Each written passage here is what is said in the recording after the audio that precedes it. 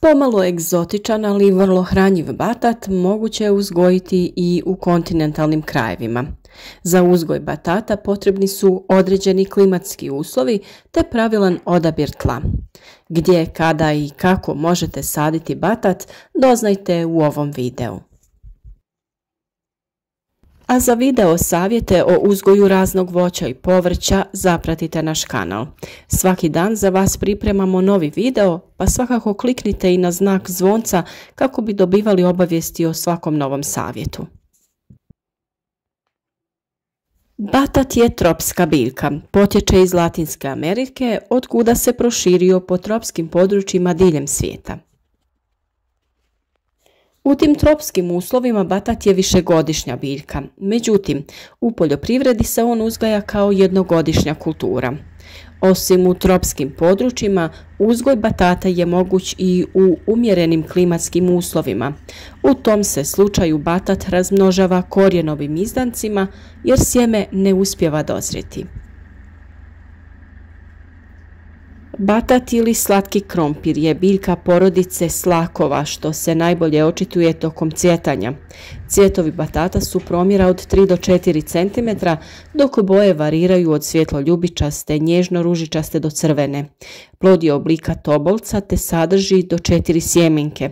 Stabljika je vriježa dužine od 60 cm pa sve do 5 metara.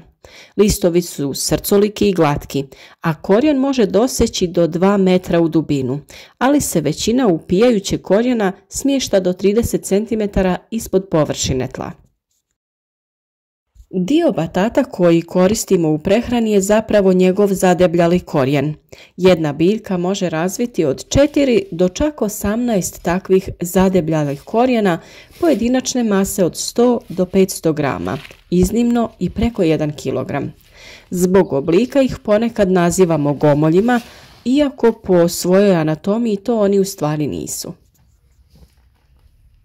Budući da je batat tropska biljka, odgovara mu toplina i vlaga, a ne podnosi mraz.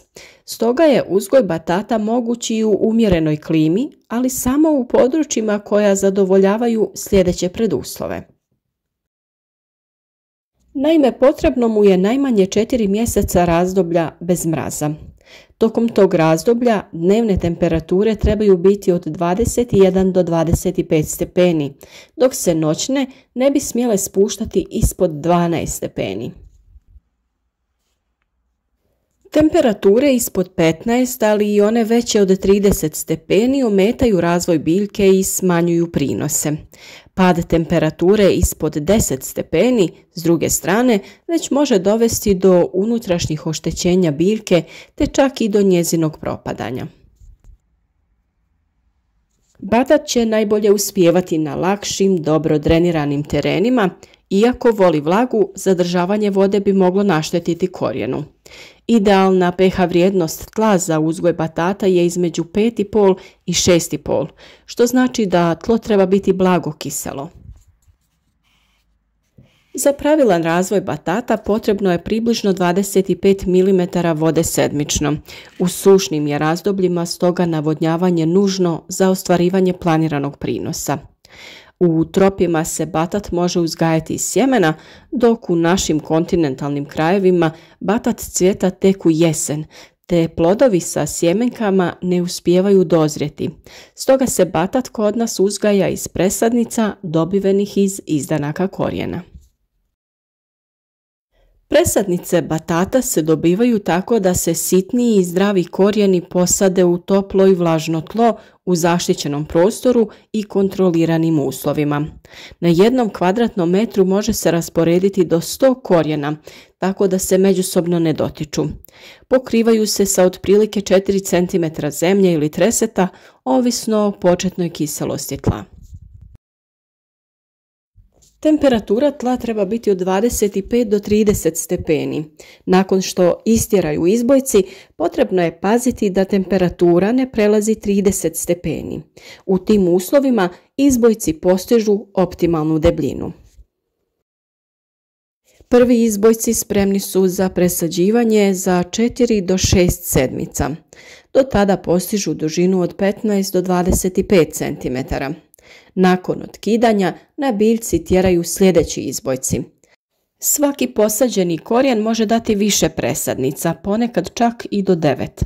Tako se i sadnja odvija u više navrata, odnosno kako se razvijaju nove generacije izbojaka. Kao što vidite kod nas, on se lako može razmnožiti i u kući. Neoštećeni i zdravi korijeni batata postavljaju se vodoravno u plitku gajbu ili neku drugu prikladnu posudu. Na dno se stavlja zemlja ili supstrat namjenski za uzgoj povrća, a korijenovi batata trebaju biti ukopani do otprilike pola. Zemlja ili supstrat se mora redovno zalijevati. Kod prvog zalijevanja koristili smo blago topao čaj od kamilice koji blagotvorno djeluje na sve usjeve. Nakon 2 do 4 sedmice počinju izbijati izbojci, mada je to kod nas bilo dosta ranije. Kada narastu do otprilike 10 cm, iščupaju se iz korijena te se stavljaju u tegle sa vodom kako bi se korijenje dodatno razvilo. Naši izboji su već razvili male korijene na krajevima, tako da su mogli odmah da se stave u zemlju. Kada razviju dovoljno jako korijenje, tada se prebacuju u posude sa zemljom, to jest supstratom za pikiranje, i redovno zalijevaju. Nakon otprilike 2 sedmice presadnice su spremne za sadnju u vrt, naravno ukoliko to vremenski uslovi dozvoljavaju. Različite sorte batata razvijaju se u različito vrijeme, zato smo mi test odradili na crvenom i narandžastom batatu. Crveni je za 7 dana imao izboje, dok je narandžasti tek nakon 20 dana krenuo sa puštanjem prvih izboja. On je inače malo teži za uzgoj, tako da sa njim treba imati strpljenja. Naše korijenje smo zalijevali sa špricom kako bi ga pomočili i potaknuli na puštanje izboja. Tako smo močili samo korijenje, ali i površinski sloj zemlje. Za početni razvoj batata vrlo je bitna visoka razina vlage, to jest da vlaga bude između 80 i 90%. Druga opcija je uzgoj presadnica batata u vodi. Zdravo korijenje batata pažljivo se opere te se postavi u posudu sa vodom, tako da bude uronjeno do pola. Možete staviti nekoliko komada u jednu zdjelu ili po jedan batat u čašu ili staklenku. Kako se korijenje ne bi pomicalo u vodi, pomognite ga čačkalicama. I u ovom slučaju treba će vam toplina, pa posudu sa batatima postavite na osunčanu prozorsku dasku ili blizu izvora topline. Ono što je važno da znate kod uzgoja presadnica batata u vodi jeste da je potrebno vodu održavati svježom, odnosno prema potrebi je mijenjati i ne smijete koristiti hladnu vodu. Batat se na otvoreno sadi kada više ne postoji opasnost od mraza. Temperatura tla za sadnju treba biti viša od 18 stepeni. Što je temperatura viša, presadnice će se brže ukorijeniti. Ovakve temperature u kontinentalnim uslovima postižu se najčešće sredinom maja, a uz more oko sredine aprila. Batat se sadi na dubinu od 5 do 10 cm, a pritom treba nastojati da barem 2 do 3 nodija, to jest čvora, budu u tlu. Razmak između redova je uobičajeno od 1 do 1,2 metra, a u redu između biljaka od 30 do 50 cm. Neki uzgajivači preporučuju da se gredice uzdignu i prekriju crnom folijom. Ispod folije se brže postižu uslovi povoljni za rast batata, što na posljedku dovodi do boljeg prinosa. U sušnim se područjima istovremeno postavlja i sustav za navodnjavanje, tako da se može redovno zalijevati. Ako nije postavljena folija, plitka se obrada između redova primjenjuje odmah na početku uzgoja. Naime, tokom vegetacije nadzemni dijelovi biljke brzo će pokriti redove i tako onemogućiti prolaz. Korovi koji se javljaju između folija uklanjaju se ručno prije početka vegetacije. Zbog osjetljivosti korijena, upotreba pesticida nije preporučljiva. Što se tiče gnojidbe, batat će trebati manje gnojiva od drugih povrtnih kultura. Sastav i količina gnojiva se može sa sigurnošću utvrditi tek nakon analize zemljišta. Općenito se može reći da batat treba manje dušika, a više kalija, a takvu formulaciju nalazimo u gnojivu NPK omjera 7:14:21. Zadebljali korijeni batata mogu se vaditi već 3 mjeseca nakon sadnje. Ipak, ukoliko to vremenski uslovi dozvoljavaju, berbu je dobro odgoditi, jer korijenje će tako postati krupnije te će prinos biti veći. Ovisno o sorti i klimi, u našim uslovima berba batata odvija se od augusta do oktobra, ali svakako prije prvog mraza.